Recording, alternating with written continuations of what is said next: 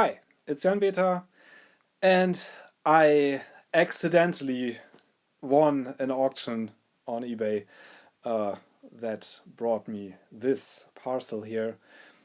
Accidentally meaning that I placed a bid that was way below what I would have expected this would go for, and the auction ended like in the middle of the night. I was asleep, and next day I read the message that I won this. Paid around 55 euros, I think, delivered. And yeah, let's open it up.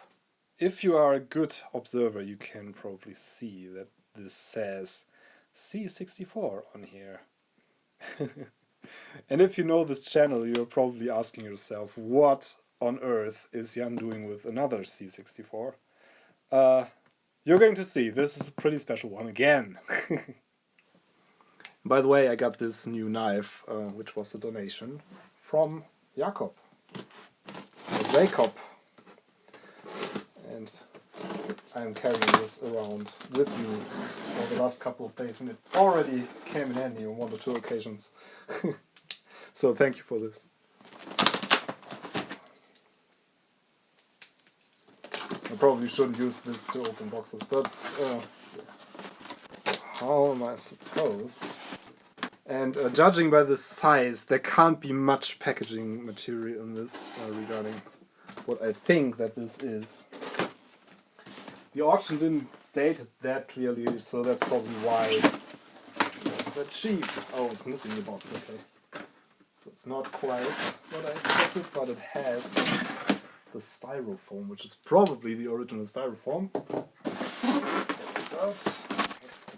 Okay, so I suspect this is just missing the outer box, judging from the photographs in the auction. So let's see what it is.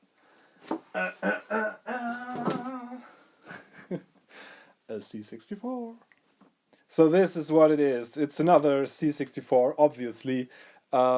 This being the fabled C64G. G stands for Germany because this was made for the German market. Because for some reason, even though the C64 bread bin had been discontinued, the Germans still liked the form factor.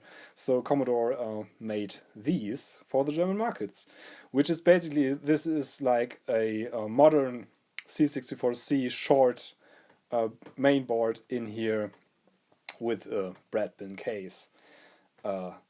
Pretty similar to the Aldi C64, and I believe this was sold by Aldi as well, and additionally by some other supermarkets and like mail orders and stuff like that. So the case, the main difference to another C64 is that the case is like the white one. Oh, and this one, it actually is sealed. Nice. Yeah, sealed. Nearly good as new C64G for 50 euros plus delivery. That's pretty nice. And it also, this is like this is what I was expecting. I could see this in the photographs from the auction. These came as a Super Games pack with a cartridge that had Colossus Chess, International Football, and Silicon Cyborgs on it. It's missing the cartridge, I think. But it comes with one of the crappy power supplies that I'm not gonna use, obviously. And it comes with the seemingly original RF cable to connect this to a television. Pretty nice. So, I don't even know if I want to open this. This is sealed, so probably... Do I want to open this? Do we want to try this? I think I want to try it with my own power supply that I'm pretty sure is working correctly and delivering the correct voltages, so I don't damage anything unnecessarily. This is supposed to be working, so I'm just going to try, just for the kick. And otherwise we're going to have another repair video. Okay, so I have my monitor connected to the C64 through my upscaler thingy, and I have my homemade power supply connected because I don't trust the original power supplies. Let's see if it works. Turning on for the very first time since I got it. supposedly works. Black screen. Yes! And it does work. It appears to be working fine. Winner! So yeah, it appears to just work fine. Let's test it some more. I also connected the sound now and stuff. So this should now be working even better.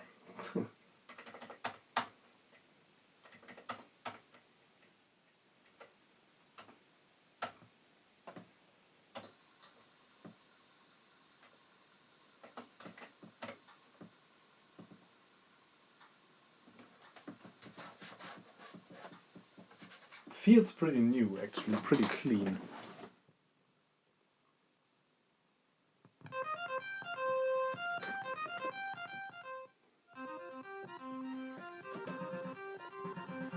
Yes, and the sound works too, obviously.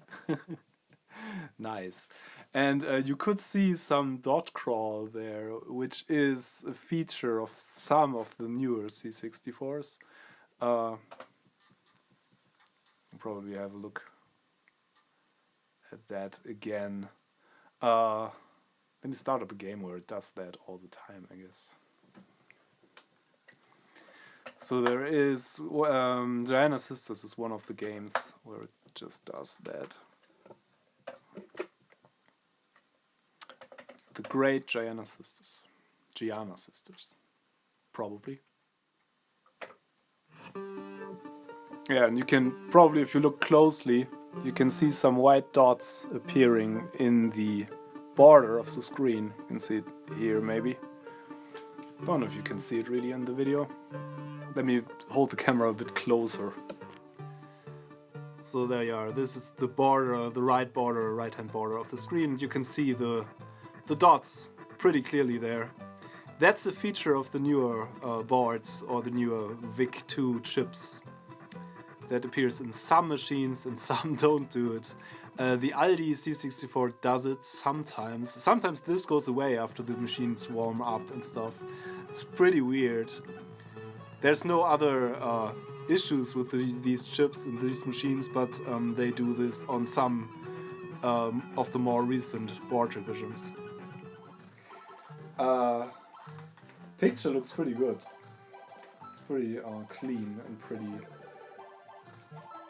It has like the stripes, the vertical stripes, and a lot of horizontal stripes, but that's because of the upscaler, I think, mostly.